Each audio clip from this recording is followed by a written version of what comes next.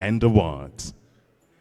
Please welcome back on stage your host for today, Oratile Kefitlile. A round of applause, ladies and gentlemen. Thank you. Thank you very much, ladies and gentlemen. And for those who can hear me, please make your way inside the conferencing hall so that we may proceed with our program. Also, our time is fast spent. So if you could kindly hurry into the conferencing hall so that we can quickly wrap it up.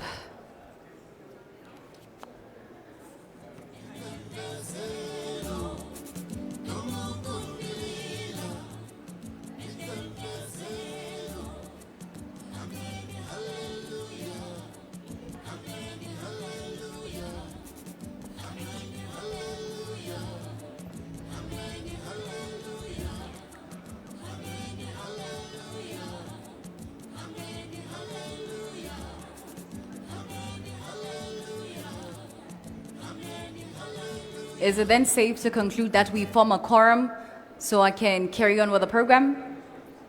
If I get a thumbs up, we will definitely be getting onto it. There we go. Thank you so much for that. Ladies and gentlemen, thank you so much for your prompt response to the time that we have. So we're going to get back to the program. If I could kindly have your attention, please.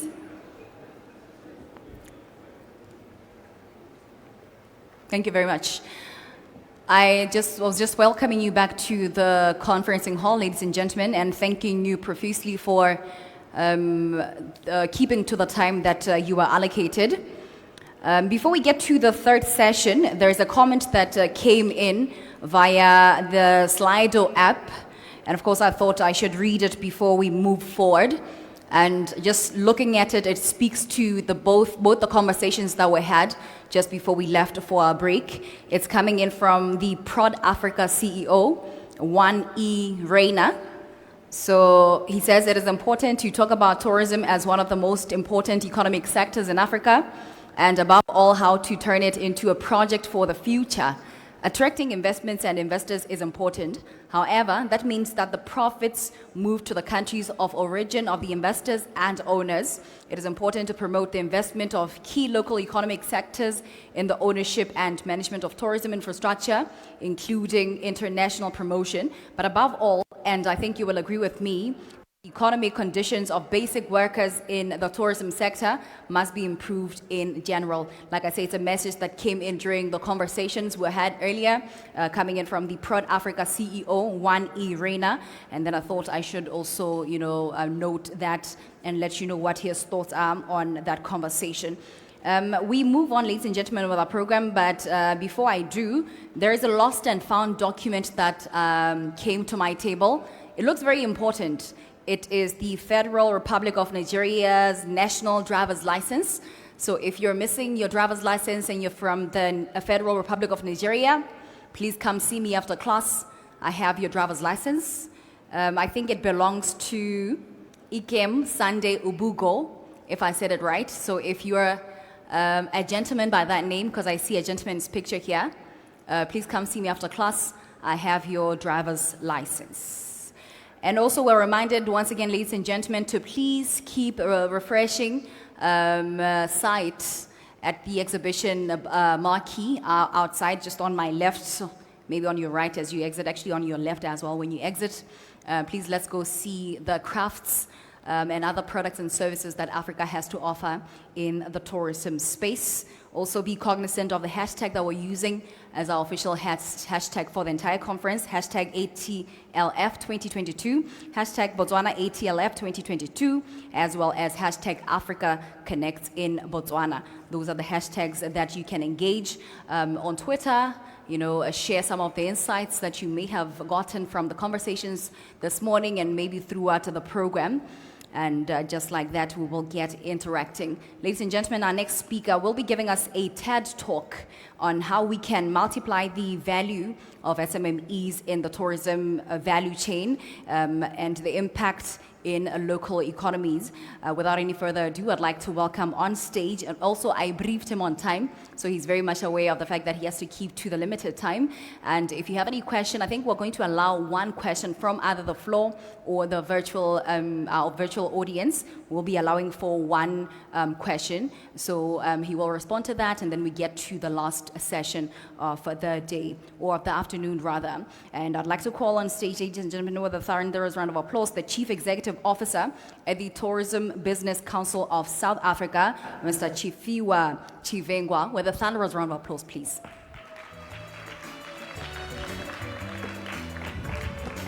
Thank you, sir. Good morning.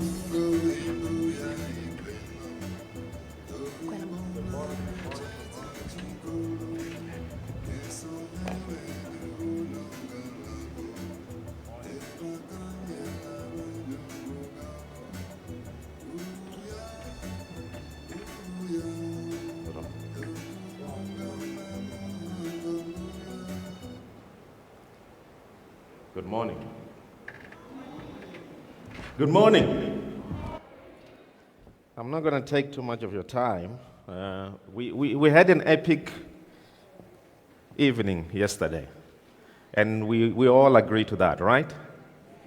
We all agree that Botswana put together a wonderful evening where we enjoyed the cuisines. I like siswa, and I've been looking for that since I arrived, and it was quite a delight yesterday when we got to enjoy that.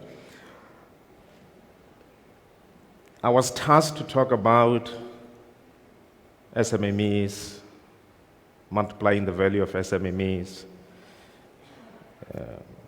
ensuring that SMMEs contribute in a robust way within the economies of Africa.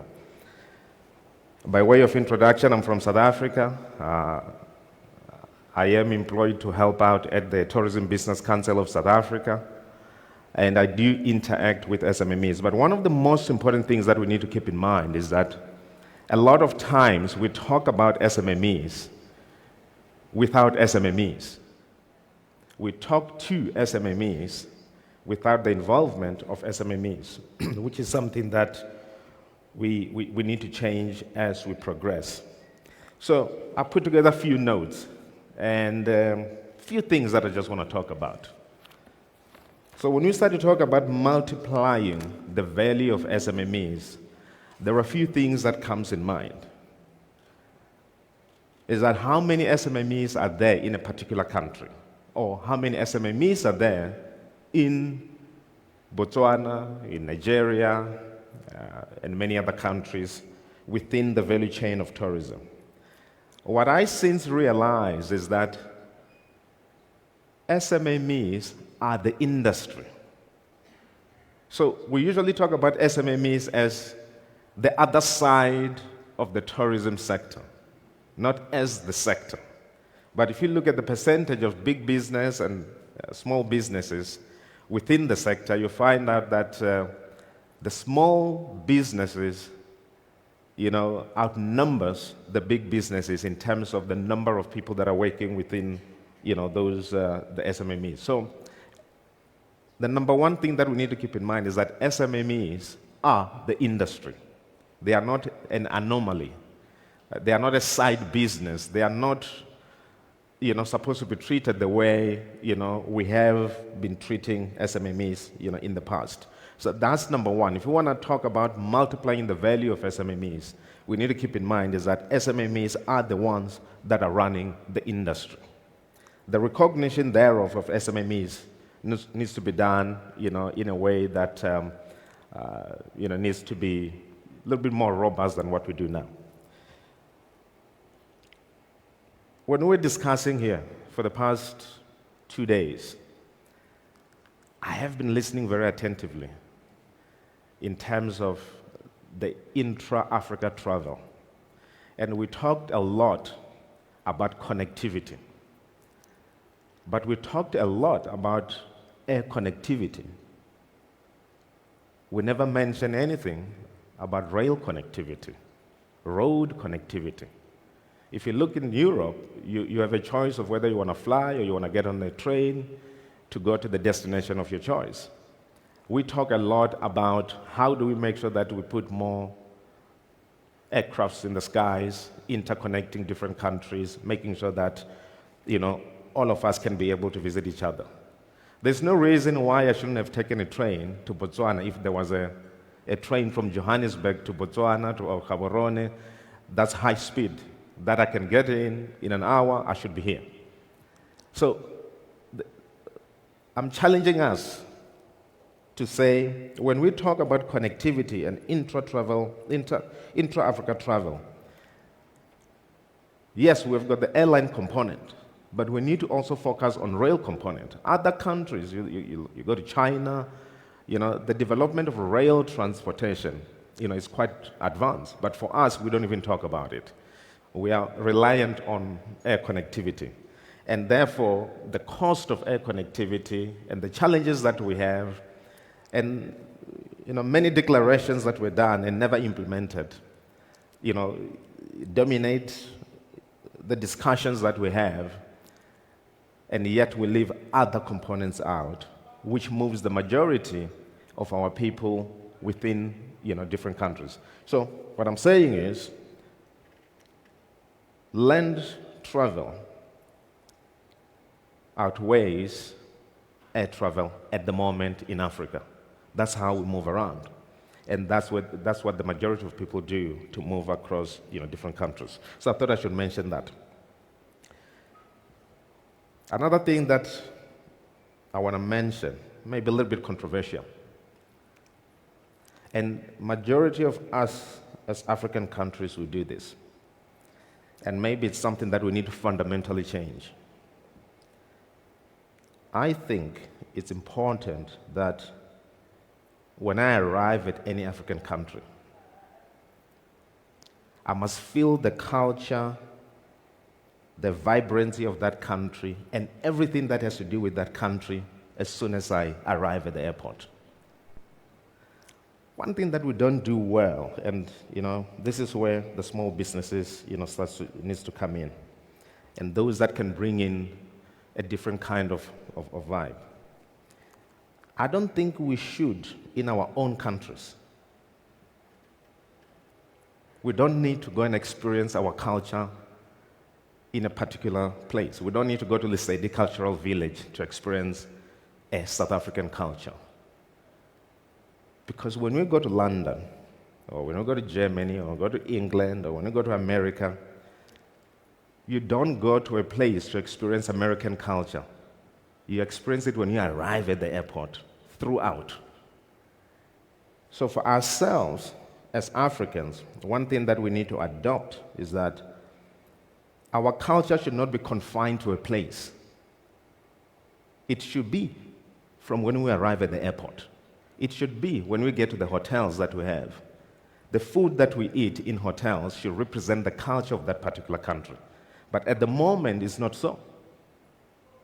We tend to build our cultures and put them in villages or in cultural centers and so forth and so on.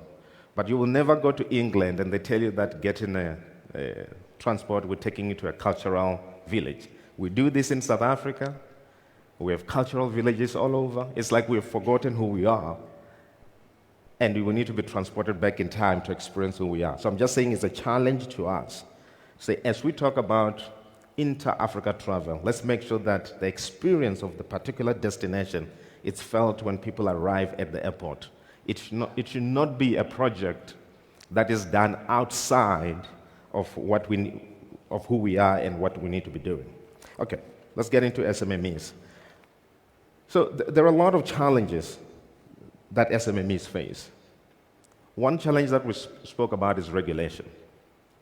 And when we start to talk about regulation, one thing that I've seen, having been working in the regulation space, is that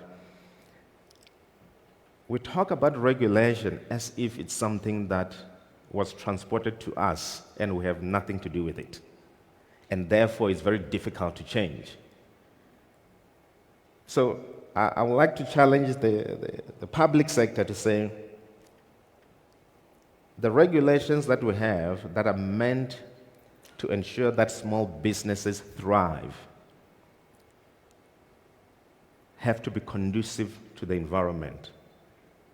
If they are not conducive to the environment, we should not act as if the regulations that are there cannot be changed, because they are written by us, they need to be changed by us.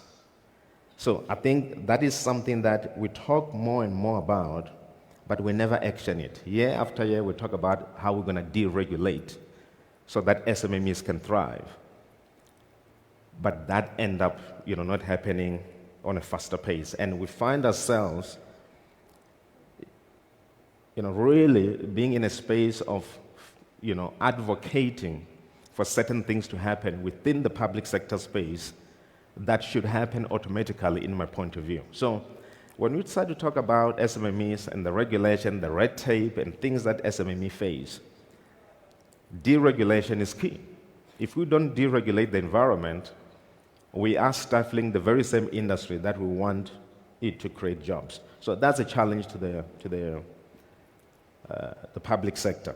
Work with the SMMEs, the formations, to make sure that the regulations are supportive of the SMMEs and the SMMEs can thrive.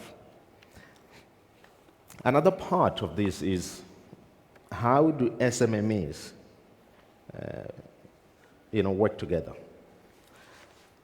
So in most cases, and I've said, as I started, that SMMEs are the majority in the industry. However, there's a disjointment in terms of how we make sure that SMMEs grow and thrive. One of the things that I think is important is that there has to be linkages between SMMEs themselves.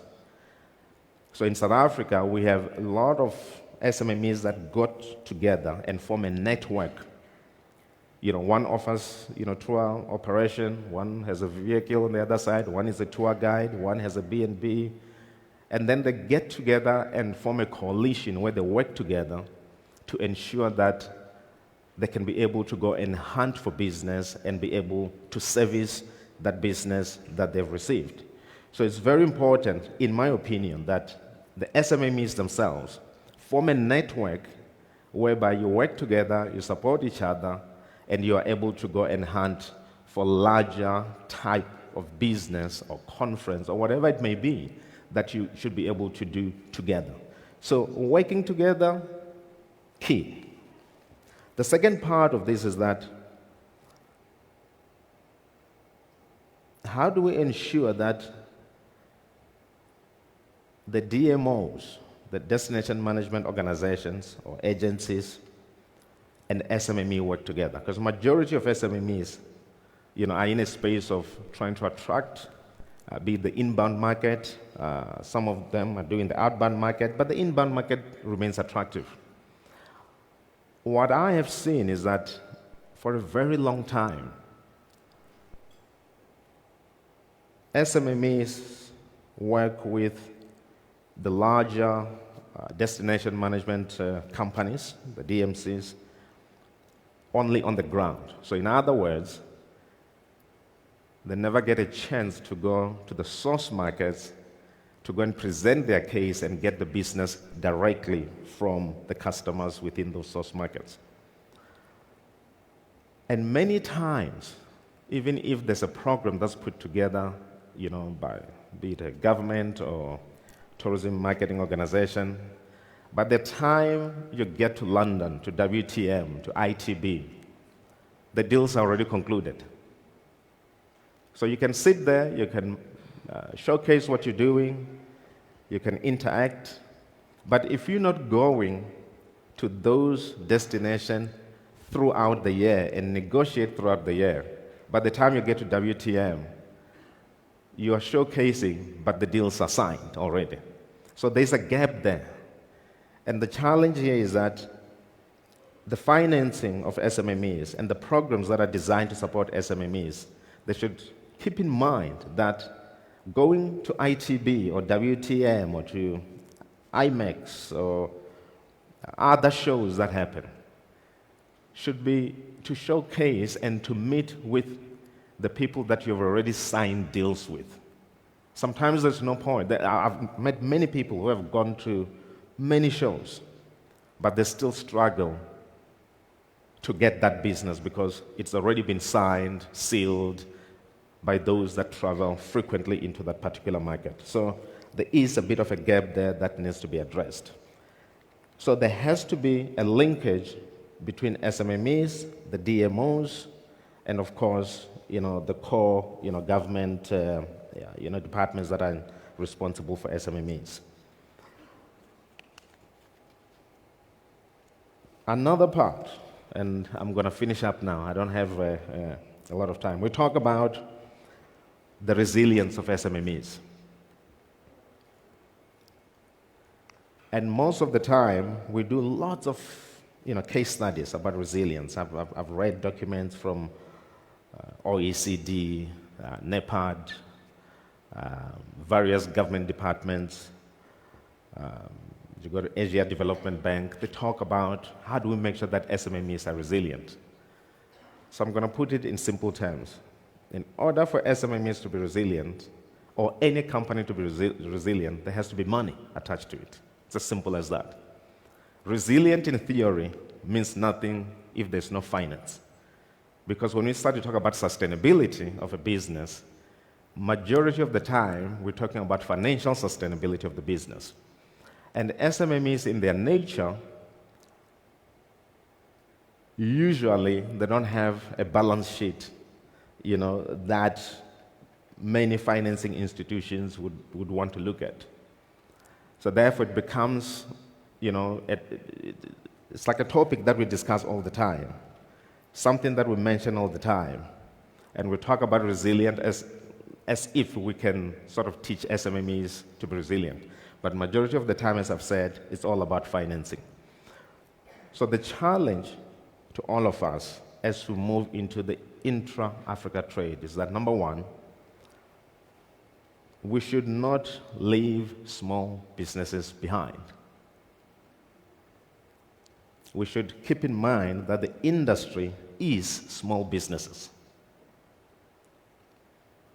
We should also keep in mind that for new experiences to be developed or designed within the tourism space, majority of the time, those new experiences will be designed by small businesses. So it's important that we keep in mind that in everything that we do, small businesses, youth, and women in tourism usually are the ones that are going to bring new experiences that we can sell to the world. As an African continent, we are usually known for our wildlife. A lot of people travel here. The selling point, wildlife.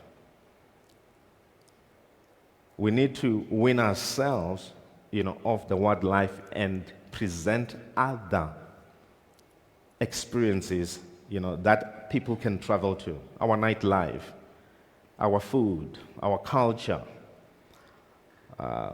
many other things that we do, as the people of Africa. It's never presented in that way. So we need to ensure that when we support small businesses, when we support SMMEs, we need to make sure that we do so and create new experiences on top of that. Because without new experiences, soon you will find that we'll be competing with other countries who will be selling wildlife of different forms, shapes, and whatnot.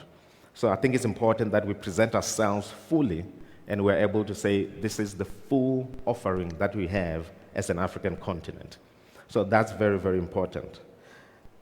The challenge to small businesses is that there will be times when what we expect from government is not done. We've seen this time and time again, that we go there with expectations, we go and say we want this to be done, and it's never done. But entrepreneurship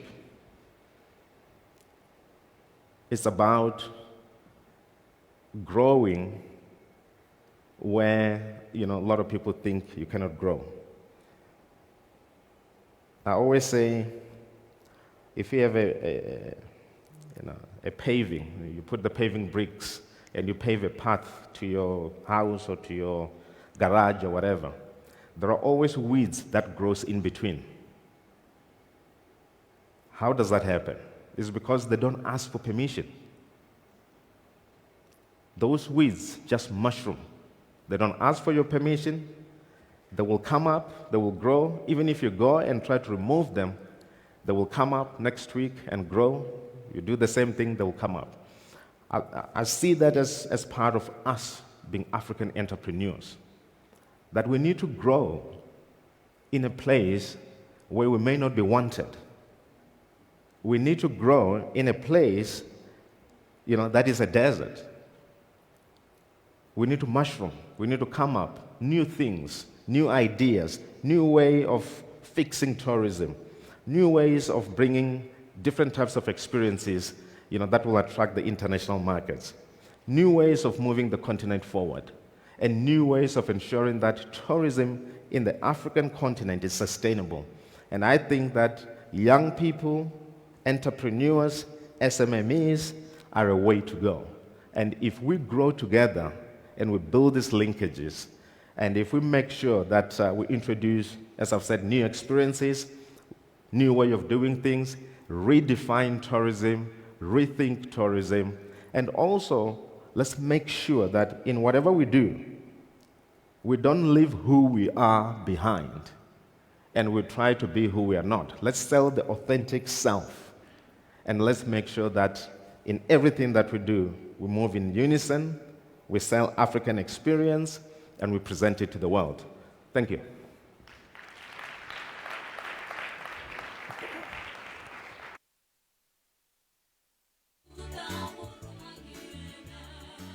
Thank you very much, sir. Thank you so much for that thorough deliberation on that.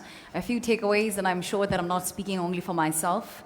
It was a very eye-opening, if you will, a TED talk. But we have to move swiftly into our program, ladies and gentlemen, because like I said earlier, time is fast spent. If I was on radio, literally I'd be out of a job at this point because we're not doing very well when it comes to time. But maybe just quickly, in case you missed it, I have a very important document that was brought to my table. It's a lost and found document from the Federal Republic of Nigeria.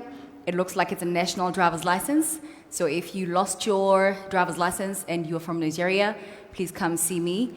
I will give you your license. We move on, ladies and gentlemen, into the next panel discussion, which will be speaking to exploring and connecting to Africa's tourism investors for new capital, funding, and finances solutions. And this is a conversation that has been going on and on and on. And we're hoping, because our panel discussion is actually made up of experts, we will actually have a little bit of something to then take away and, of course, by extension, reach a certain solution in that regard from different industries that we come from and from different economies really that we represent today. I would like to speak to the director of BDO South Africa, who will be moderating the panel this afternoon. Leanne Back, please, if you could kindly join me on stage and call your panelists, and also keep to time, Leanne. I'm counting on you. You only have 20 minutes for the conversation, and then 10 minutes for the Q&A, okay? Should I give you 25 minutes for the conversation and 5 minutes for the Q&A? It's a very important conversation. Perfect, I totally hear you. So 25 minutes Leanne has to do the conversation, and then 5 minutes for the Q&A. Perfect. Well, thank you so much. Thank you. Good afternoon, everybody. This is the last session of a wonderful ATLF, and congratulations to BTO and African Tourism Partners for putting together such a magnificent event. Before I call the panelists on the stage, I'd like a show of hands. Who of you in the room think it's quite simple to raise finance for a tourism venture? Come on, any hands? Okay, who thinks it's challenging to raise finance? Okay, I think that's unanimous. Well, we've got some interesting panelists today, and we're going to put them on the hot spot because we know that raising finance for tourism enterprises is challenging. And we need to ask those questions about what do we need to do if we're entrepreneurs, if we're developers, if we've got opportunities, if we've got tourism businesses and we need to raise finance. What do we need to do to actually attract that finance? So we're going to ask those sort of questions. The next question we need to think about, if we are to rethink, reignite, and transform tourism in Africa, are the funders transforming as well? And are they coming along with us? And that's something we need to think about in terms of actually making tourism happen in Africa and growing tourism. We need funding. So let's have that discussion. And I'd like to invite today to the stage my esteemed panelists, please. So firstly, on the hot seat, we've got Moseketsi Mpeta. Now, Moseketsi is Head of Tourism and Services at the Industrial Development Corporation in South Africa. Some of you met her on Monday, and she's back here today. So thanks, Moseketsi. Please come and join us. Next, Safiyya Akoojee. Now, Safiyya is the director of Thomson Wilks Incorporated in Dubai. So welcome to the stage, Safiyya. Thank you. And then we've got Tshifhiwa Tshivhengwa, and you've just met him. So he is welcome back to the stage, please, Chief, as we fondly call him in South Africa. And Chief, as you know, is the Chief Executive Officer of the Tourism Business Council of South Africa. And then we've got Moshi Ratsebe. Now, Roshi is the Director for Investment Promotion at BITC, and BITC is the Botswana Investment and Trade Center. So, Moshi, if you can join us on stage, please, as well. And then last but not least, Mokwena Morulane. Now, Mokwena is the Managing Director and Executive Director of Cresta Marakanelo Ltd., a proudly Botswanan company and a hospitality company. So, gentlemen, please come and join us.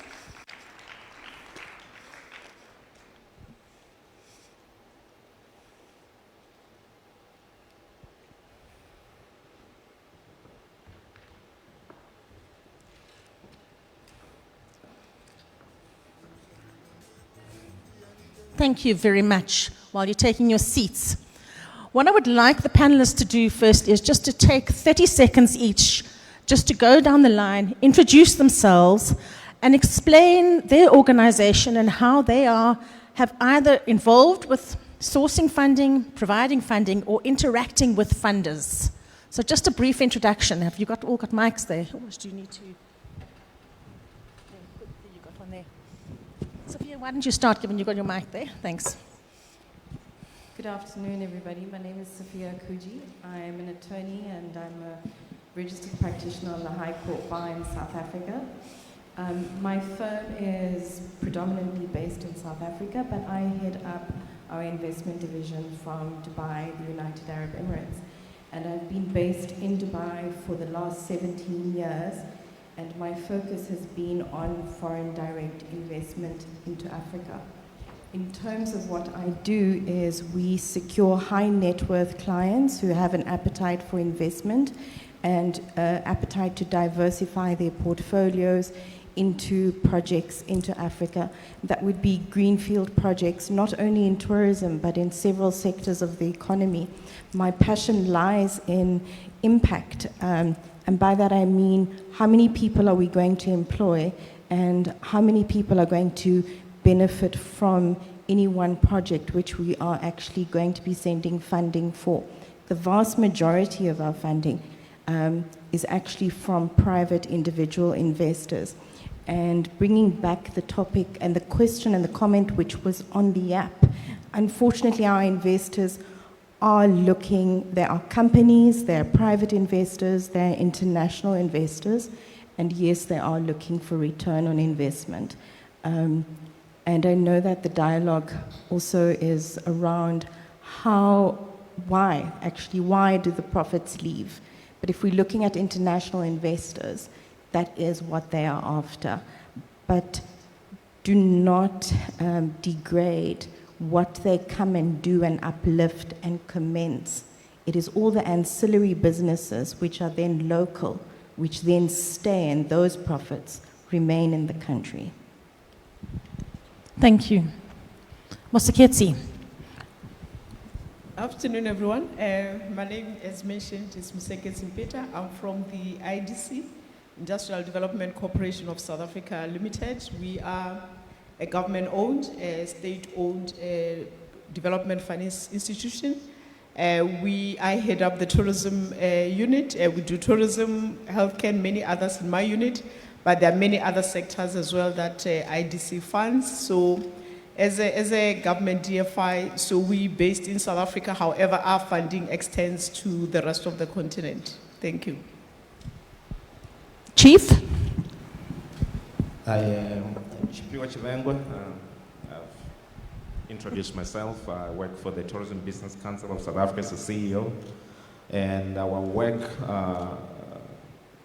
is to represent the private sector businesses across the entire value chain of tourism in South Africa.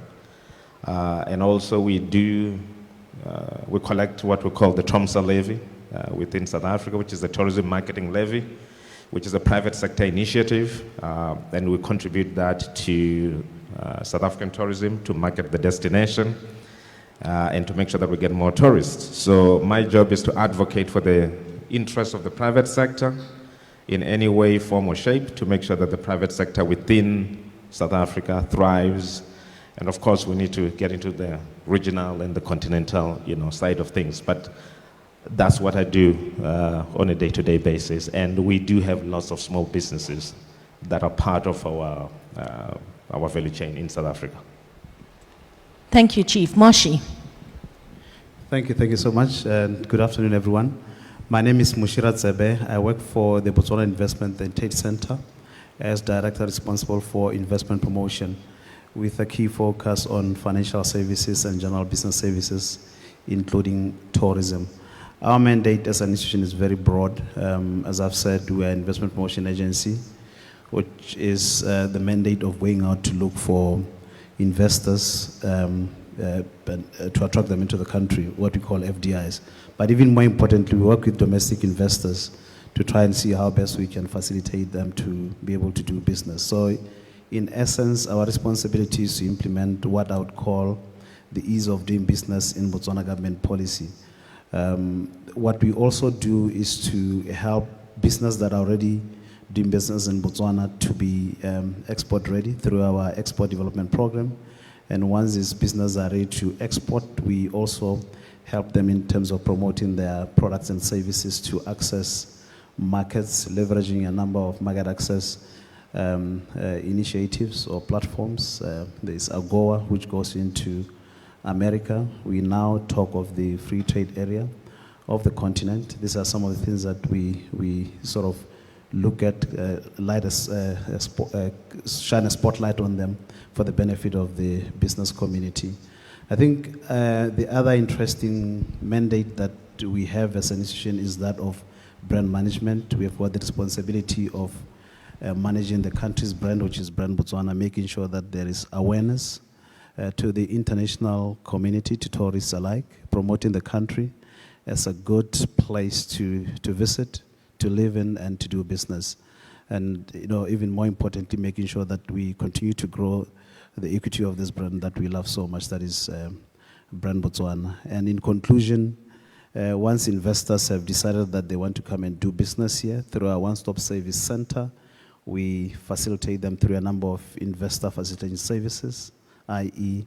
where they're seeking land, we facilitate direct land allocation. You may be requiring, having mobility requirements, bringing in expertise that are not necessarily readily available in Botswana. So we fast track the process for you, skipping the queue for you, as I often say, to make sure that you get the services at the right quality, at the right time, and at the right speed. Thank you. Thank you.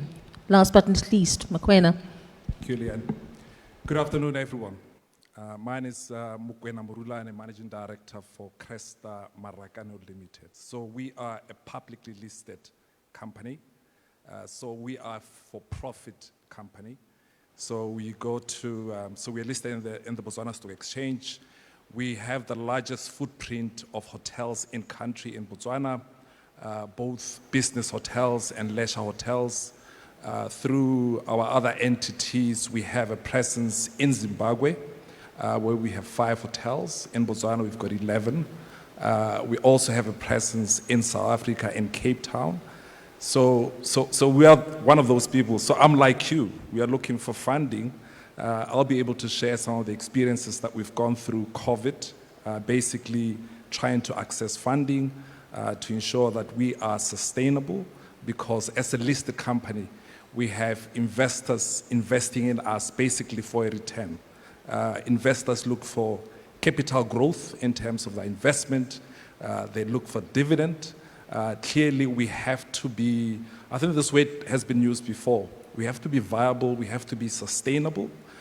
We have to talk to the needs of our customer base, our guests, which is emerging, which is evolving because of a whole lot of things that have happened, prior to COVID, post-COVID, and now, and essentially ensure that we make a return to shareholders. People invest money not for charity, not for altruistic purposes, but to generate a return. So we exist primarily to be able to generate a profit, a return for investment, and in order to do that, we must show viability to a range of investors that talk to us and want to invest in our range of businesses. Thank you. Thanks to everybody. I think the message is clear. Funders they're not there for fun. They're not there for pleasure. They're there for returns and for dividends at the end of the day. So we need that. Viability is very important.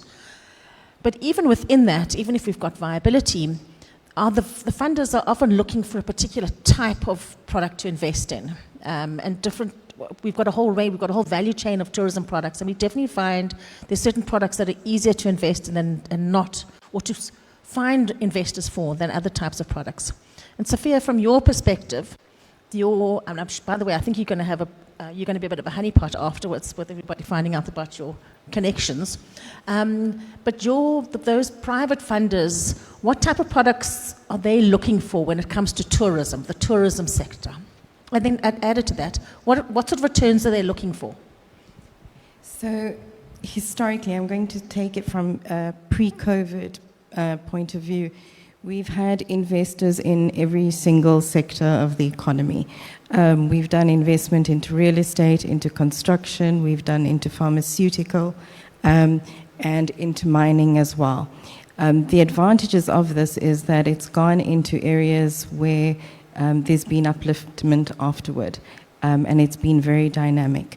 Then when we look post-COVID and we now want to try and target, and specifically for this forum, try and target tourism investment into Africa, we're going to look and we're going to market sustainable projects. We want to market low carbon transport options, where we're creating transportation services which have got a low carbon footprint, and we want to look at sustainability in tourism. When we look at sustainability in tourism, we're trying to have investors who have an appetite for investment for a young, out-of-the-box thinker. And I'm going to take it from a Middle Eastern point of view, is that everyone under 35 has got a completely different way of thinking to everyone over 35. There's technological advancements. Our investors are looking at what kind of technology is out there that we can invest in terms of what startups are there. Startups in technology for accommodation, for payment system gateways, for connecting people. These are opportunities for our investors. In terms of accommodation, they want to see sustainable accommodation venues. Sustainable in terms of, yes, there's direct project management on the ground at the project, in terms of there's water management, there's waste management, there is sustainable solar panels, and it's going to a carbon neutral footprint, and sustainable in that it is promoting the country. So we're going for projects which are completely unique to the country. This is also great because we're looking at projects which are boutique projects, if we're talking of a boutique hotel, a hotelier who might not be a big Marriott or a Hilton or a Protea hotel, which are very often evident in country, but we're looking at boutique experiences where, yes, you go into the hotel and it's completely unique to the country. We're finding that there's bath products unique to the city, where it's formulated in the city. There's scents and smells that come from the city. The interiors are from the city. A complete unique offering which creates artisanal craft and supports artisanal craft. Right up to your coffee growers. What kind of coffee am I having? I'm having a pure African coffee experience. I'm never going to get that in any other part of the world except in Africa, and I want to go back for that. So these are the type of projects we'd like to promote, and which we are open to promoting to our investors, and say, here's something, this is going to be a big hit, it's up and coming, and yes, in the next few years there'll be a huge return on investment on this. So what type of investment return are they looking for? They're always looking for a huge return on investment. And do they appreciate the fact that often a tourism product is a long-term investment? Yes, so for tourism, it's going to be a very long-term investment. And what I want to also reiterate is, and more pertinent than what just the profit margins are, is that if you are bringing something to the table, and I've seen it all over the course of in excess of a decade which I've been doing this work, is your paperwork needs to be incredibly thorough. You cannot present a project that was done in your back kitchen. It has to be a project where it is supported by the auditing. You with BDO, you need an auditor to stand by you, and you need a lawyer with you. The lawyers are not only there to cross the T's and dot the I's, but we see things that you don't ordinarily see within a document. And I've actually had and presented documents, been presented with documents for investment opportunities. This is such an important aspect, because we've been presented with funding opportunities, and we take it to and we have a look at this. This is a project for 100 million, and the guy does not know who he is dealing with. From a legal point of view, we are dealing with KYC, Know Your Client, Financial Intelligence Control Act from South Africa, KYC from the UAE and the international jurisdictions, economic substance regulations, as well as anti-money laundering. Investing and having an investor is like getting married. You need to choose your partner very carefully, and especially when you are looking at an investor out of your home country and out of your community and out of your jurisdiction, you need to go with your team. As hoteliers, as airlines, as new small, medium enterprises, you need to have a team with you. Now, I do know, and we discussed it yesterday, unfortunately, entrepreneurs want to shortchange the professionals, but the professionals need to be a part of this dialogue in order to get it mobilized. You cannot have a huge document of vital importance being presented to somebody who doesn't understand the regulation that is entailed in that. And you also need to have a team with you that backs you up and supports you in terms of what is required and what works and what doesn't work. Brilliant advice, brilliant advice. I hope you're all taking notes. Moseketsi, the IDC, in terms of its funding, what is it looking for, firstly? And just to add on to that, we know that during COVID, we've been left with quite a lot of tourism, hospitality, other products that have been quite, I want to call it desecrated, because there's been no limited or no capital in reinvestment, limited upgrades, and we've got quite a lot of old stock. Do you get involved as well in refurbishments and upgrades as well, and also the buying and selling of sort of brownfields projects and greenfields projects? So what's your role? Thanks, Lian. Yeah, I think as you rightly point out, I think COVID did result in a lot of establishments that have were not able to sort of ride the wave. I mean, we still have some hotels in South Africa even at this point in time that have not reopened. But I think what we're seeing in the market is I think we have unprecedented number of inquiries, applications, more for your acquisition of your smaller guest houses and so on that have obviously been, I think, the casualties, I think, of COVID. So for us, I think as an organization, we sort of re-strategized very early on when COVID started to say, definitely at that point, there was absolutely no need for us to go in and invest more money, a lot of money, creating new supply, because there was already, I think, supply in the market. So all we needed to do was to then, wait and then, see the demand then coming back. So for areas where, we felt like, what, you actually have sort of excess stock for the type of market that we're looking at, we then said probably is an opportunity for us to then try and facilitate transformation. As we know, in South Africa, we have BEE laws where, for every business, specifically, I think if IDC gets involved as a government institution, we require a black shareholding in every establishment that we fund. So we saw that, I think, as an opportunity for us to then facilitate that transformation by then, getting, new entrepreneurs, black entrepreneurs, directly, I think, into the sector. But I think, most importantly as well, I think in addition to that, I guess what we did for a lot of our clients as well, we jumped in very early on, granted them a deferment of up to 2 years. So you can imagine from the loan book where you have literally 2 years of your exposure that is out there where, clients are not paying. But I think it was an important, decision for us to make, I think, as an institution to say, instead of, a lot of these clients,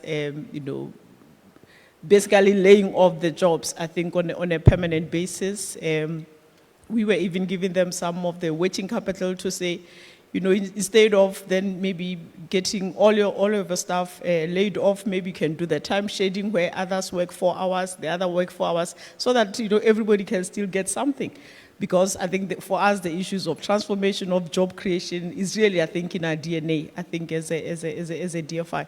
So we've been, I think, very proactive as far as that is concerned. However, I think, we've actually seen the recovery happening a lot faster than what we all anticipated, I think, in terms of the numbers, the occupancies. Obviously, I think the markets are different.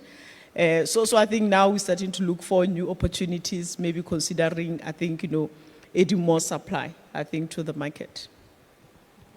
Thank you.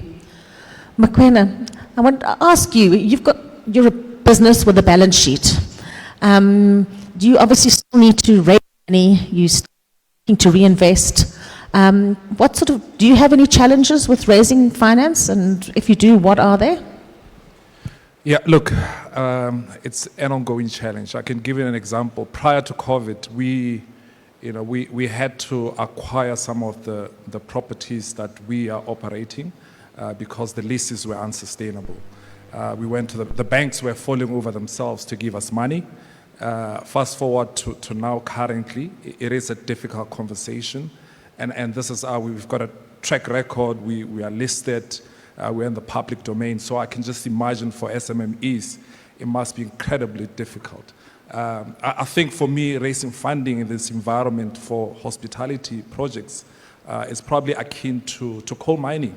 The banks, by and large, have literally, in my view, blacklisted hospitality and tourism companies from accessing capital. So I think there has to be, if you look at tourism and hospitality, as far as Botswana is concerned, second biggest contributor to GDP. It's a great employer, employs people. SMMEs hugely involved in it. So for me, there has to be deliberate efforts by policy makers, not so much compelling institutions to fund, but cohesing and incentivizing banks, particularly DFIs, even financial institutions. Financial institutions, they make great amount of money. They really do. So it could be something akin to now environmental, social, governance, ESG component to say, reserve part of your capital to financing tourism, hospitality establishments, because they do contribute significantly to GDP. They employ a large number of people. So it is in the public interest for these sort of establishments to be employed. Now, as a listed entity, clearly people invest in us for, as I said, for a return on the investment. So there's opportunity cost. Would you rather keep your money in the bank or invest in us? And what is the cost of that capital? So people are looking for a return greater than that cost of capital. So again, we have to be able to demonstrate growth. Growth is by increasing your inventory of rooms. So you need to expand. We have ongoing projects. So our model is to be asset light. So i.e. we enter into operating leases. So we need partners who would be able to develop the infrastructure, the brick and mortar, and then we go there and operate. So we've never defaulted on leases. So we're an A-listed lessee, if you like. But for those partners to be able to access capital, that's where the challenge is. So some of our partners are pension funds, clearly because it's a long-term type investment, and they have to look after the interests of their members, their pensioners, on a long-term basis. We were a credible establishment to be able to invest in. So accessing funding, and again, because we have, as any property, this property, for instance, you'll age, so you need to reinvest money in it, from refurbishments and ensuring that it's appealing to the customer base. So the requirement for capital is there. There are challenges accessing that capital, and I think there has to be deliberate efforts to be able to coerce financing institutions to lend and make capital accessible to tourism and hospitality entities. Thank you. I think that's a brilliant takeaway. Maybe this is for our private sector forum or something, but we need to make sure that we get tourism and hospitality off that sort of funding, or the commercial bank's blacklist. It's really important. Chief, from an SME's perspective, I mean, if we're battling to get funding for established big businesses with balance sheets, what about the smaller businesses? Where do they go for funding? Well, see, in South Africa, we did, during COVID, there were a couple of things that we did to help small businesses. Number one, we had, the Tourism Relief Fund. It was not a big fund, but it helped SMMEs. I think about 4,000 SMMEs receive about 50,000 rand each. And some of the money that we use is, money that we reinvested back into the industry. So 50,000 rand each, that worked. The criteria was low. Of course, the money wasn't enough, but it was helpful to get those businesses to stay afloat. The second thing that was done, there was what we call the government guarantee loan scheme, where government put billions of rands into this loan scheme and get the banks to, pretty much government was underwriting the loans that the banks were going to give. That didn't work too well for SMMEs. And when we did our assessment, we realized that big businesses that has good balance sheet took advantage of that, and they were able to get the money, but SMMEs were unable to access the funds because they didn't have the balance sheet that the banks were looking for. So when you look at that, when we look at that, we say, well, let's do another one that will benefit SMMEs. Still, even today, it hasn't worked in a way that will benefit SMMEs. I think the challenge that we have is that when you have small businesses within our sector that are bringing new experience, that may look like, well, that may not look like traditional experience that one can say, well, I know this, I can bank on this.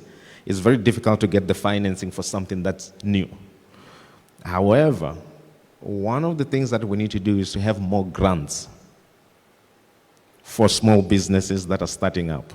If we have more grants where we can incubate those businesses, and we give them those grants and we make sure that we incubate them for a number of years until that idea or that experience flourishes, and we make sure that it's linked to what we are selling out of the country, I think that will help. More times, from what I've seen and experienced, is that we go and do it as a project. We go and say, we're going to fund you. But we don't link the funding to the marketing, the incubation, making sure that, these resources around that particular, SMMEs to make sure that it flourishes. More than any other time, we'll fund 5 SMMEs this year. Next year, we'll fund another 5. But we don't know what happened to the other 5 that were there last year. So a longer term kind of a program that will incubate small businesses through the grant funding until they're able to stand on their feet, and then you can then have a loan system that, we know that they can pay and expand their businesses. And another thing is that we should not have this thing of small businesses remaining small businesses. The point of having small business is that there has to be a graduation where, it's small, but let's have intention that it's going to get to a medium. Let's have intention that it's going to be a big business. But more time, we sort of want these small businesses to remain small, remain hidden. We even call them hidden gems. But I think that they need to come out, and we need to make sure that grant funding is a way to go in the first few years of funding cycle. Fantastic. A brilliant takeaway. Grant funding. I hope the politicians are listening. Mashi, you act as the intermediary between the businesses looking for funds and the funders themselves. Is there a repository or a source of finding funders? That's the one question. And the next question is, are you seeing a rise in crowdfunding and alternative types of funding, especially for tourism? And is this the way of the future? And I'm going to have to ask you to keep it short because I'm getting my neck cut here. So. Thank you so much, Leanne. I think as BITC, speaking for BITC and how we do it here in Botswana, we've got a very strong, robust stakeholder engagement strategy. We work very closely with funding institutions, particularly those that are government-owned, like your Botswana Development Corporation, there is CEDA, there is the National Development Bank. So as investors who are coming in looking for financial partners or funding partners, we are able to connect you with the relevant financiers, knocking on doors for you, opening doors for you, and making sure that you've got the conversation with those funders. We don't run these commercial enterprises, therefore we may not necessarily always have the technical skills and knowledge of how to structure deals. So the responsibilities between the project owner or the investor and the financier to make sure that they have got that conversation. All we do is just to make sure that you meet these people and have that conversation ongoing. What happened in recent past during the time of COVID, government came up with a number of initiatives. For example, they set up what they call Industry Support Fund, targeting a number of sectors. Tourism, I think, was one of the biggest benefactors of that scheme, where they were giving soft loans, interest-free loans in certain instances. But what is very interesting is that once we are out of COVID, those schemes that are, in my view, seem to be working and which are sector-specific, we tend to cut back on them. And I think for me, the conversation that we need to have with government as industry players is to make sure that even as we are very innovative around COVID, around the greatest challenges that businesses are facing, how do we make sure that we continue to make some of these schemes relevant in our business going forward? Because COVID may go away, but it doesn't necessarily mean that the problem of access to funding suddenly go away. And, sorry, I'm gonna ask the floor. I could only take one question, one really burning question, and I could see somebody going right there at the back. Thank you very much. All right, Thank you very much. Masoko Mpotokwani, Botswana. Yeah, I can't see. I've enjoyed the conference. There's one statistic that I would like to hear. which I discovered some years ago, which is that Africa gets 5% or less of the world total tourism revenue. Now, if that is true, what is this conference doing about that? Because what we are basically doing is we are fighting about the thin slices between ourselves and not getting business from somewhere else. The world tourism cake is big and growing. But if Africa is getting 5% or less, I think we are just incestuous. We are not getting out into the business and doing it. The second point which I would like to get is this. I hope UNWTO recognizes the special problem of Africa. We have terrible infrastructure. We have bad corporate governance. We have a lot of challenges which make tourism very difficult here. And I saw that there's an institution, UNWTO institution, something for Africa. Can that be developed and give statistics on the progress that we are making? Because discussing about mice and whatnot in Africa, I sat here for the first time in this meeting and I was like, this sounds like mice. When my relatives come for an event, they come to my house and there are 15 of them. There's no tourism there. There's a wedding, the whole village arrives at my place, there's no tourism. So these things happen in Europe where some of us have the opportunity to live, because tourism is about excess money that you have that you can spend. We have no association for people with disadvantages here. No, these people are shoved in the backyard. So there are very few associations here that will have meetings like what we are imagining. And please, is it possible for this UNWTO thing to have statistics to track its progress and to come with indicators that the next Africa tourism leadership can look at and say, we are making progress? Because otherwise, this is just like many excellent workshops, and we are just incestuous discussions, discussing on how I can grab business from South Africa to Botswana, and that doesn't help. Thank you so much. Thank you. I don't know if any of the panel want to respond to it. Anybody want to respond? But what I can say is I do think that as part of Miller's wrap-up, and in terms of where we're going from an ATLF perspective, the key learnings that have come out of the last 3 days, I think there's quite a lot of actions that need to happen, that need to be implemented, and Africa, we need to work together. Mokwena. I think part of the question was talking to leakages, which I can talk to, and I think it's been a part of the discussion here. Essentially, where you've got a tourist booking to come to Africa, making their booking with a destination management company out of the UK, and a majority of that income being resident in the UK as opposed to passing here, and how do you ensure that? So part of this discussion should really be focusing on how do we dissuade most of that income being resident in those countries, that it's able to flow into our country. I can talk to my example in terms of the company that I'm leading at this point in time, is that we've got a mixture of business hotel and resort hotels. So in our portfolio, the resort hotels occupy 20% of that portfolio.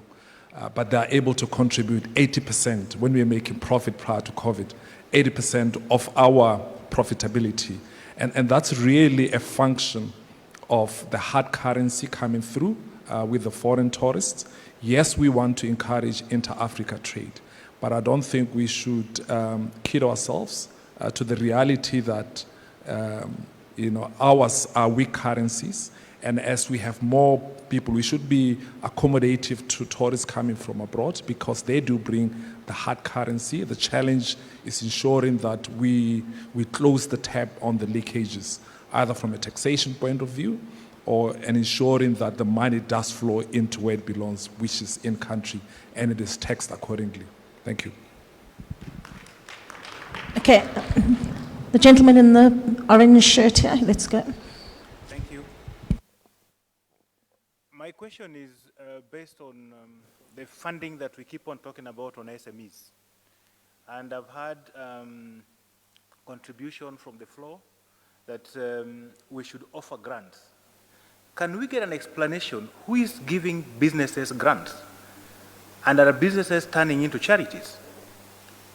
Thank you. Thank you for that question. I think the first thing is when we talk about SMMEs and adding new experiences into the tourism value chain, and when we talk about government saying that we want to support the industry, want to support SMMEs, the point that I was making is that grant funding, of course, it needs to come from government. It needs to come from the public purse as part of economic development. To say that in order for a particular country to grow the pie of tourism, there has to be new players who will offer new experiences. And for those new players to come in, sometimes it's difficult to get, loan, to start an idea or to build up an experience. However, from the economic development point of view, I believe that it is essential for a country to say, we're going to put some funds aside where we're going to give grants to these types of businesses to make sure that they can get off the ground and be able, to thrive. So the grant funding has to come from the public purse and has to be a process of which, it can be disbursed to small businesses that qualifies. But it's different to loan, and the criteria is always going to be different to loans. In South Africa, we have that. We have many grant funding, opportunities for someone who will come with an idea. And then there can be a grant, and then on top of the grant, there could be a loan. In fact, we have what we call Tourism Equity Fund. It's just that now we're still in court due to some other technicalities. And it was meant to do that, to say, if you have an idea, or you want to buy up a company, or you want to do something, you can get a grant up to a certain amount and a loan on top of that grant. So in essence, you're able to use that money to develop the idea, and then you can pay off the loan portion part of it as you go. But that comes through government processes.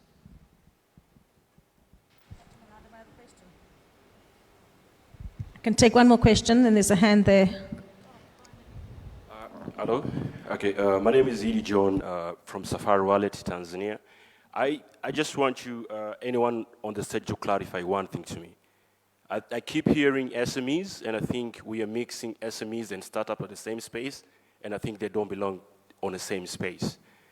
When you speak of grant to SMEs, and when you speak of grant to startups, I think there is a bigger difference, because SMEs are somehow limited to grow, and they can always remain to be local, and scalability is tougher compared to the startups.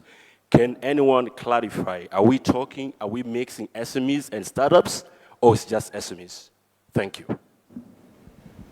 Look, I think that the challenge of either SME or startups is similar. And someone who's starting up is an entrepreneur who can be coming up with an idea that's not tested. SMEs could have started an idea, they are busy on the testing phase, they may have one or two people that are working within that particular company, but the goal is the same.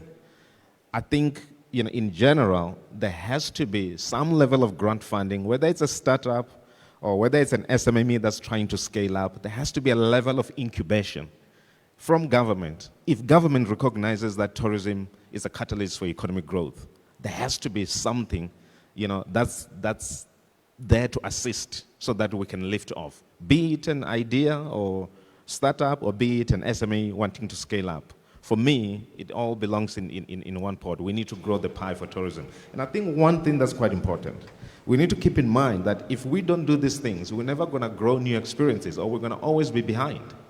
And when we go and market ourselves internationally, we're competing with other countries. And if we don't advance our discussions, it means that the competition is moving forward. Soon you will get Australia being the leader in wildlife tourism. So we need more and more of startups and SMEs to scale up, offer new things that are not in the traditional basket of offering that we currently have. So grant funding will help with that. It will help stimulate creativity, innovation, new things that we don't know, to make sure that our economies can grow, and our pie for tourism, as the gentleman at the back have said, it can grow from that 5% to a bigger number. But we need to get more SMEs to scale up and startups to come on board and bring new things. Uber was a startup. Airbnb, startup. None of those platforms own any property. They started small as an idea. They grew, and now they are one of the largest accommodation providers or transport providers in the world. So we've got to grow that. For us, we have a unique situation. We need to be able to give the grants. We need to think forward, and we need to support innovation of young people, SMEs, and entrepreneurs. Thank you, Chief. Final comments from the panel. Anybody want to have any final comments? Moseketsi, you good? Safiyya? I think just from a legal point of view, and for the SMME that's looking for funding and for investing, make sure that all of your paperwork is entirely diligent. Our funders will look at absolutely every single aspect of your documents and probably pull it apart 3 times over. So we want to know that your legal regulations are met. We want to know that your company has the correct licensing, that you are fitting within the governmental frameworks. We want to know that you've sat with an auditor, that the auditor has accurately projected the financials correctly, because we will bring in our own auditors to double check that. And then if from an international perspective, and at governmental level, they're considering what is ease of business in the country. So unfortunately for an SMME or for a company that's greenfields, we're looking at how easy is it to get our people into the country, and how easy is it for us to go and oversee those operations and have a look at where our profits are lying and how is it going through. So these kinds of things must be taken into consideration. And a final word is, just don't sign any documentation which is in a language which you do not understand. Get a court-appointed translator. If you are looking overseas to get funding, make contact with your diplomatic missions. They will look after you. For every single country on the continent, there's a diplomatic mission abroad. And make contact with them, because they will assist you and you will be put in touch with the correct people. Thank you. Moshi, final comments. Just one last comment from me. Maybe just since we are talking about funding and talking about grants that are often given by governments, perhaps just a message to the large businesses to say that I think for me what is important is always to pay attention to government political aspirations and pronouncements. Like I know in our case in Botswana yesterday, the president I think spoke to the tourism policy of 2021 of this country, which aspires to empower the local citizens. So government typically would not participate directly, especially where money is concerned in terms of funding, if the activities that government has to fund does not support government aspirations. So find ways in which whatever you do sort of support government aspirations. If it has to do with citizen empowerment, making sure that there's local participation in our businesses, developing the entire value chain of the industry, which is what, for example, our president talks to you a lot. It often helps. I often give an example of agriculture. When many years ago, our government decided to set up DFI for Agriculture, the National Development Bank. I don't think for a second at the time when government thought of putting money aside to support the agri sector was purely to attract foreign investors into the country. I think it was largely realizing that agriculture is inherently us as a people, and that a lot of us were subsistence farmers, and government finding ways of supporting us and helping us to scale up. So anything that talks to government aspiration often helps. To startups, to small, medium enterprises, insofar as funding is concerned, we need to make sure that our documentation is well in place, as message has already been said, and making sure that we've got those investment briefs in place, we understand the market, we have done proper analysis, we understand the financing, the financial analysis of our projects, in order that when we present ourselves before fund institutions, we are able to land a very good conversation with them. So I think that's the last few words from me. Thanks. Thank you. Some final comments, Mokwena? Thank you, Leanne. I think it's just maybe not to overemphasize the point is from policymakers is to be deliberate in terms of, again, trying to encourage financial institutions to make capital available. Financial institutions would look for returns that are greater than their cost of capital. That's a reality. And then maybe for the SMMEs, I can't claim to be able to speak for them, but what I can say is, we want to see, SMMEs grow and develop and be listed. And again, from their point of view, you have to be deliberate in terms of running your business as a business. Keep your private bank account separate from your establishment. Keep proper books of account. Ensure that your business is viable, sustainable, have diversification of income streams, so that when you go through the vagaries of business, ups and downs and the vicissitudes of business as we know them, yours is sustainable. Cash is king. You need to be able to reserve cash for tough moments. As we've seen during COVID, they do come, and just grow and be sustainable. Thank you. Chief, do you want to add anything? No. Okay. Fani, Moseketsi.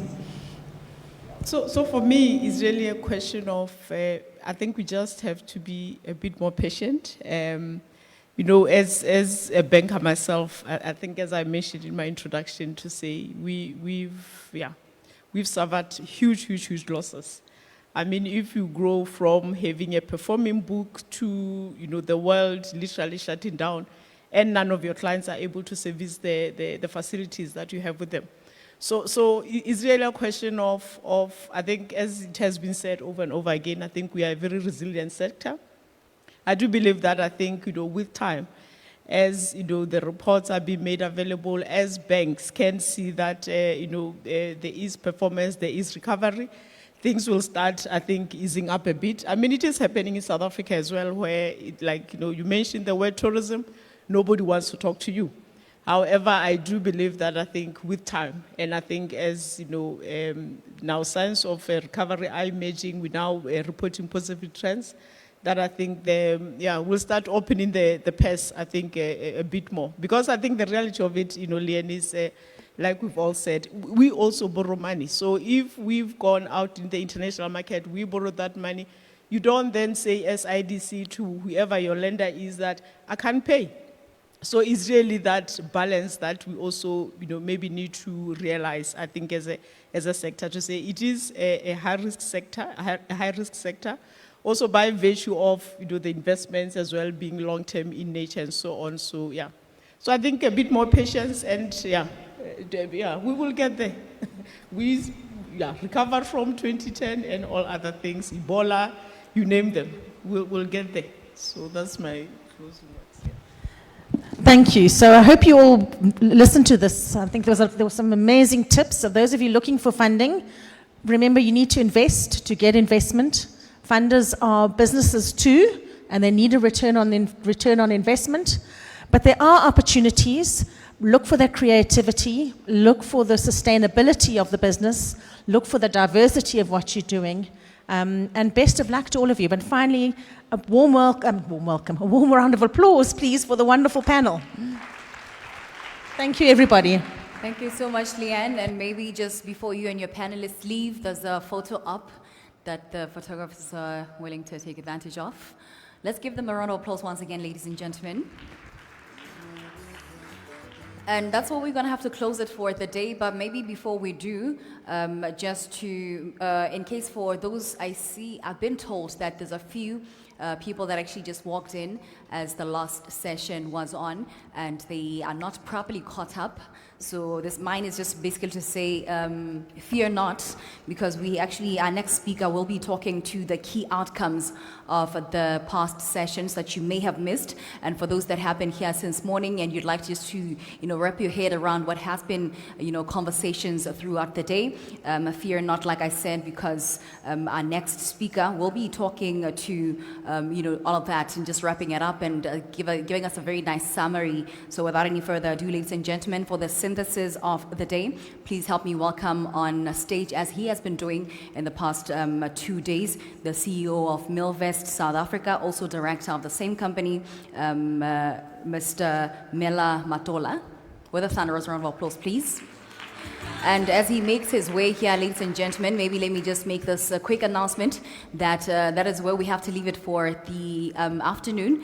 We actually have an awarding ceremony that's happening tonight, but you'll get those details in just a little bit. But for me, thank you so much. You have been a kind audience. And remember our official hashtags, please make sure that you utilize them. It has been an absolute pleasure hosting you. My name is Olebile. Until next time, enjoy the rest of your day.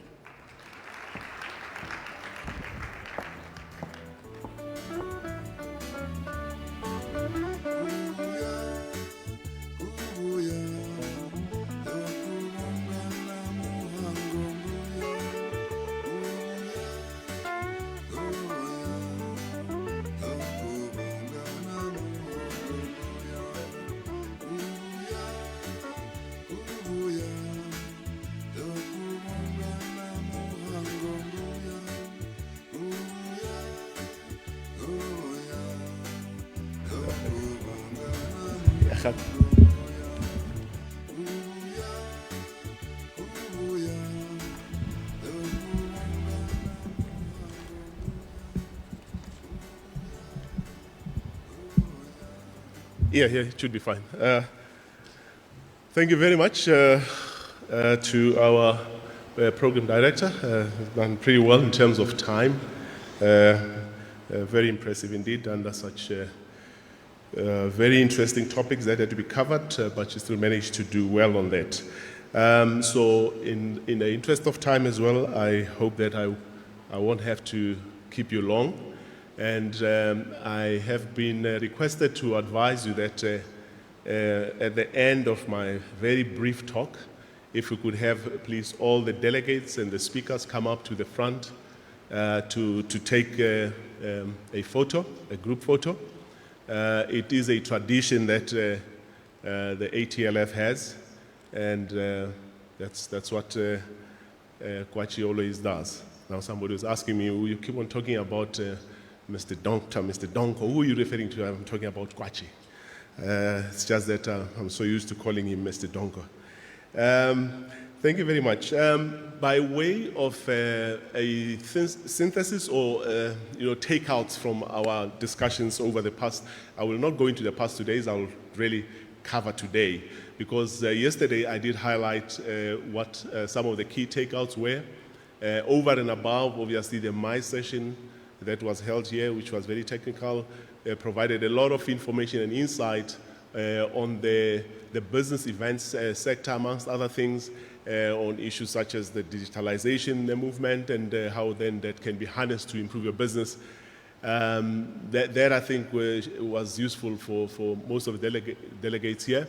A critical outcome is what was reported about and covered in the session that Leanne handled earlier today, which was really around the formation of an apex body or an alliance, which is private sector based, which will largely look at advocacy and ensuring that there is a push and a drive to ensure that those matters that have been debated for many years, as Akoojee said, since he was a baby, issues of access, issues of connectivity, that they are given the impetus that they need and are driven forward by a private sector apex body. And I think that's one of the critical issues that came out of there, over and above the learnings that we've heard from the experts who were here, who shared with us a wide range of insights on the topics under discussion.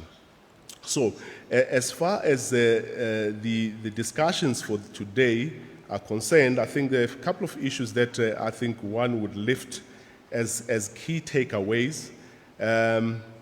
I think the key one that I probably would like to highlight is also from the Honourable Minister, Vildana Nikereng, her summation of what Botswana is obviously seeking to do in terms of developing tourism and the importance that has been kind of given to tourism within the government, and how they aimed to ensure that they can build the tourism sector here through diversification, through focusing on new niches, but also through specific policy interventions that will assist the industry to grow.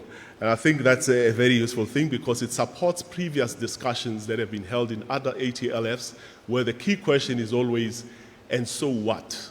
Once we have had the discussion, what are governments going to do? And I think it's important to get governments involved in these discussions as policymakers, so that they understand the challenges facing the private sector in developing tourism, so that they can then respond accordingly. And then there was the ministerial and executives dialogue.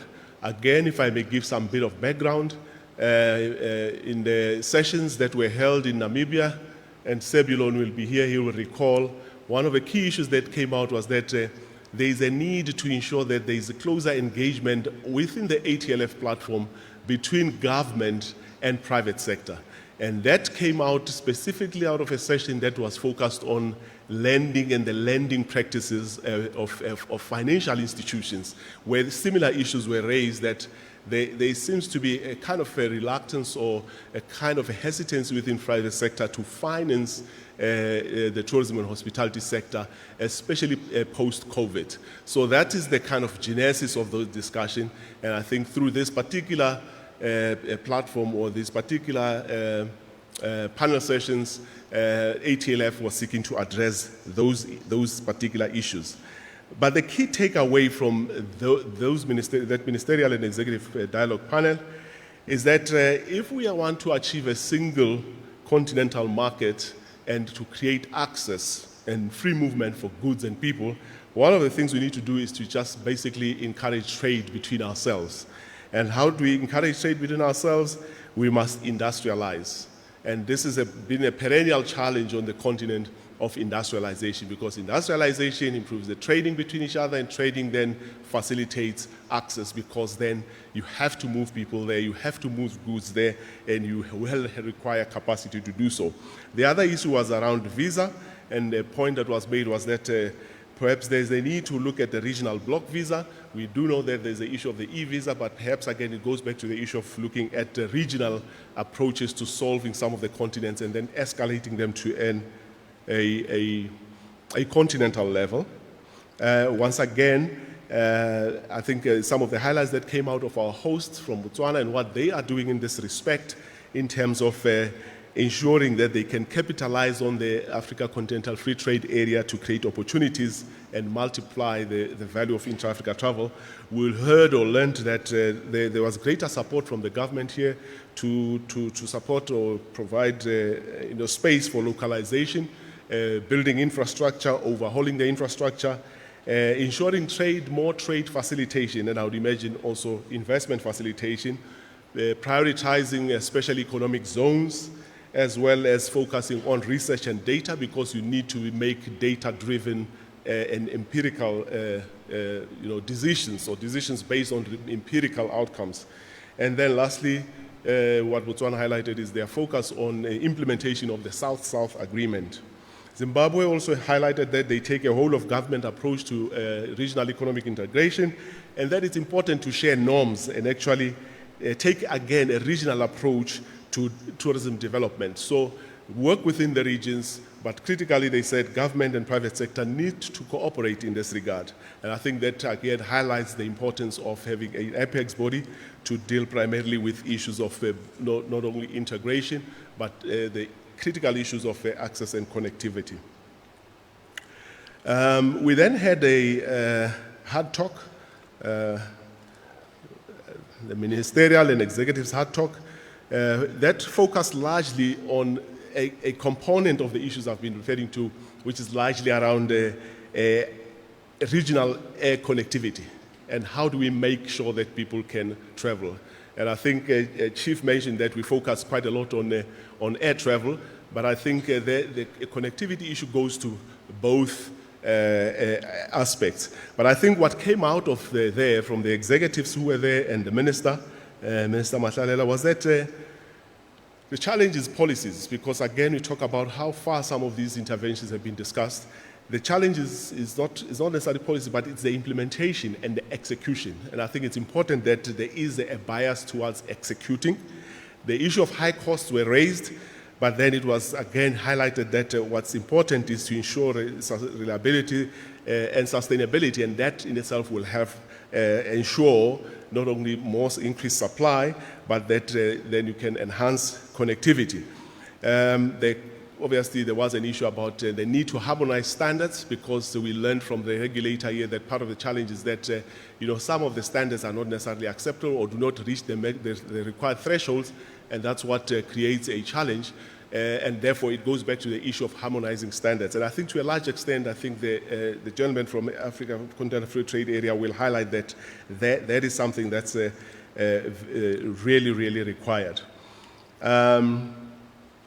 Again, government and private sector working together, but a critical point that was highlighted there is that the role of government is actually to create an environment within which businesses can compete or can operate, and not necessarily for government to go into business itself in terms of, for example, running national airlines. As some of the examples have shown, it does not always work. So government's role is to create an environment within which we need to operate.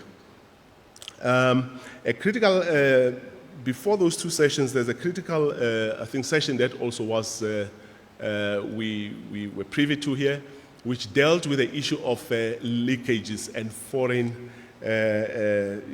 leakages in terms of revenues that should accrue to local tourism companies in destinations.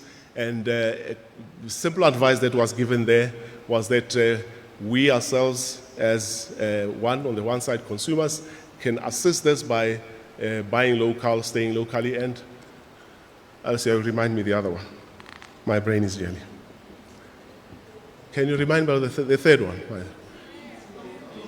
Oh yes, that's right, that's the one. So as you can see, the old memory. But I think the critical issue that was raised there were the statistics that were shown in terms of these foreign exchange leakages, which really highlight the need for ensuring that we not only protect the margins, but that you develop and create tourism products and tourism networks that can ensure that you capture more of the value within the value chain instead of having leakages to foreign-owned enterprises and businesses. And I think that's a very critical area that needs to be addressed. Then we moved on to the TED Talk by Mr. Tshifhiwa Tshivhengwa, which also focused on small enterprises. And I think that linked in nicely with the one that ended on investment.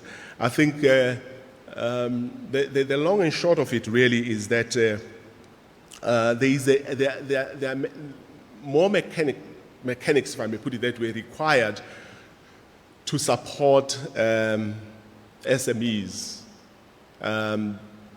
beyond what we've always done. And I think it goes back to the theme that has run through this entire conference, which is around new ways of doing things, alternative ways of doing things, rethinking what we are doing, reimagining what we are doing.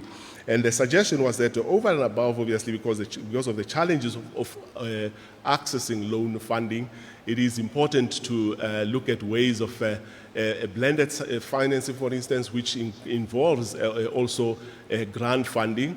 And that could obviously help facilitate or create opportunities for SMEs. In terms of investment, I think, Kwache, the issue was echoed again about the challenges of raising financing for especially the tourism and hospitality sector. The financial services sector is very risk averse when it comes to our sector. But again, it goes back to the learnings, I suppose, that they have heard because of COVID, which again points to the need to ensure that we build more resilience for our sector. But again, it also points to the need for private sector, or rather, let me say, financial services, to look at different ways of financing tourism and hospitality establishments, because they are far more long-term, and you cannot do an analysis of them similar to, for instance, what you do in other sectors. We also had some very good insights about some of the things and the do's and don'ts that you need to look out for when you are looking at sourcing investment, or you seeking to get funding for your projects, especially across borders.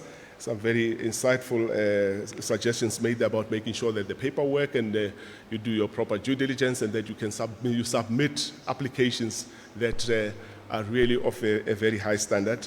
Look at the legalities there and ensure that you have all areas covered. I think out of these, we would say that we have done justice to previous discussions of the ATLF in covering critical aspects that people have highlighted, because as I said yesterday, the ATLF aims to be a platform that is action-oriented. So if we come out with one single thing that can be implemented out of this particular conference, then it would have done its work and would not have simply been just a talk shop. As I said, there were quite a lot of insights, a lot of deliberations, very sound and solid action points that have been taken out. I could not possibly have covered all of them, but I hope that you have a sense, a gist of what has been deliberated on over the past 3 days. And before I close, I will have to request some of you to come up. Someone did highlight that I forgot a very critical point yesterday when I gave my kind of short synopsis, and it was about, I don't know if you have looked at some of the prices when it comes to red meat, especially coming out of Botswana. Forgot to really mention the very important promotional and marketing work that was done by the President regarding Botswana beef. And in attestation to that, I do know of our fellow delegates who have sworn that they are not going back home without tasting real Botswana beef. But I think what the President has done is really boost the prices in the market of Botswana beef. As I checked last, that's a very critical outcome, and I think the relevant board needs to really give credit to the President for that effort. But once again, let me thank everybody, and let me thank you everybody for being such a very lovely audience. Can I now ask you to please come up for a group photo? And believe me, the gentleman over there can take a group photo of 1,000 people. So do not fear, please come up. Kojo, are you ready?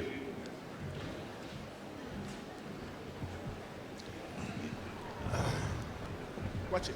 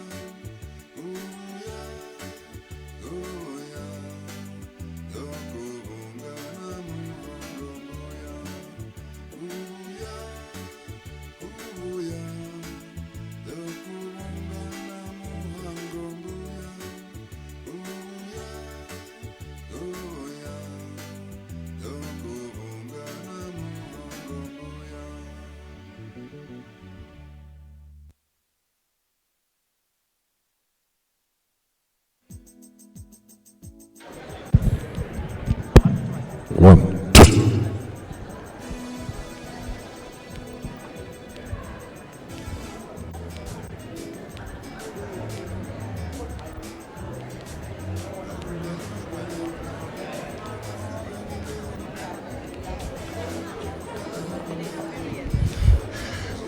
Delegates, please, can you move back a bit? Sorry, so we can have a good picture of the whole thing. So, if in 30 seconds we are shooting, so you wave to ATLF and to Botswana, then we go. So, 3, 2, 1, we will go. All right? So we are going in 10 seconds. 10, 9, 8, 7, 6, 5, 4, 3, 1. Let's go, Botswana. Again, ATLF success, Botswana. Thank you for hosting us. Camera guys, are we on point? Thank you. Thank you.